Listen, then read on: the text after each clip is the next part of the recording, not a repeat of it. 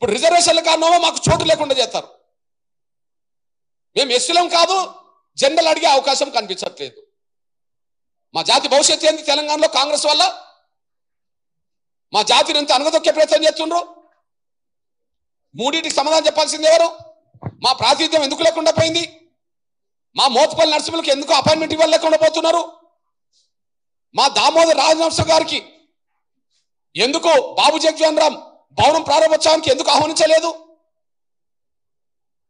ఈ మూడింటికి సమాధానం చెప్పు. ఒక సీటు మాకు లేనప్పుడు ఎందుకు మీకు 6 సీట్లు రెడ్లకు? మా షబీర్ అలీ రేవంత్ రెడ్డి గారిని పొగిడాడు. ఏమన్నాడు? వచ్చే 10 ఏళ్ళు రేవంత్ రెడ్డి గారే అని చెప్పి, వచ్చే 10 ఏళ్ళు రేవంత్ రెడ్డి గారే అని చెప్పి షబీర్ అలీకి గుర్తు చేస్తున్నా. 4 రెడ్లు మంత్రులు ఉన్నారు కదా, ఒక ముస్లిం మంత్రి ఎందుకు లేకుండా పోయిండు? 4 రెడ్లు మంత్రులు ఉన్నారు కదా, ఒక ముస్లిం మంత్రి ఎందుకు లేకుండా పోయిండు? నిన్నటి కేసీఆర్ గవర్నమెంట్లో ఉప ముఖ్యమంత్రి అన్న మహమ్మద్ అలీ ఉన్నాడు కదా, ఆత్మవంచన ఎందుకు చేసుకుంటావు షబీర్ అలీ? అస్తిత్వాన్ని ఎందుకు కోల్పోతావు షబీర్ అలీ? ఆత్మవంచన ఎందుకు చేసుకుంటావు? అస్తిత్వాన్ని ఎందుకు కోల్పోతావు?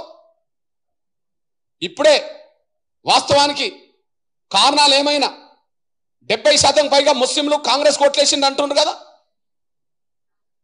ముస్లిం పిల్లల స్టేట్మెంట్ చూస్తున్నా నేను. మెజార్టీ ముస్లింలందరూ కాంగ్రెస్ కోట్లయితేనే గెలిచిందని చెప్పి.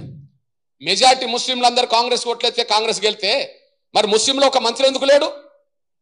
నిన్నటి గవర్నమెంట్లో ఉప ముఖ్యమంత్రి ఉన్నాడు కదా, నిన్నటి కేసీఆర్ గవర్నమెంట్లో ఉప ముఖ్యమంత్రి ఉన్నాడు కదా, ఈ గవర్నమెంట్లో ఒక మంత్రి కూడా ముస్లిం లేడు కదా. 10 ఏళ్ళు రేవంత్ రెడ్డి గారే ఉంటాడని చెప్పి ఎట్లా నువ్వు మాట్లాడతావు? రాబోయే 10 ఏళ్ళు కూడా మంత్రి లేకపోయినా నువ్వు బానిసత్వం చేయడానికా? అక్కడ కనీసం ముస్లింల అస్తిత్వాన్ని కాపాడుకో. ప్రభుత్వంలో నీ వాటా కోరు, మంత్రివర్గంలో నీ వాటా కోరు. నిన్న ఉప ముఖ్యమంత్రి దాకా ఉన్నప్పుడు ఇప్పుడు ఉప ముఖ్యమంత్రి కాదు, మంత్రి ఎందుకు లేకుండా పోయిండు అడుగు. నీ ప్రభుత్వ సలహాదారుడికి ఇస్తే నువ్వు ఇవ్వాల్సిన సలహా ఏంటిది? పొగడడం కాదు. నువ్వు ప్రభుత్వ సలహాదారుడుగా రేవంత్ రెడ్డి గారి ప్రభుత్వానికి నువ్వు సలహాదారుడుగా ఉన్నావు. సలహాదారుడుగా నువ్వు ఇచ్చే సలహా ఏముండాలి?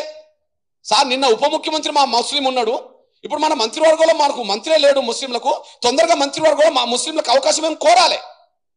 అట్లా కోరకుండా 10 ఏళ్ళు రేవంత్ రెడ్డి గారు ముఖ్యమంత్రి నువ్వు భజన చేయడానికి ఉపయోగపడుతుందేమో తప్ప నీ అస్తిత్వాన్ని చాటుకున్నట్టుకు ఎట్లా ఉపయోగపడుతుంది?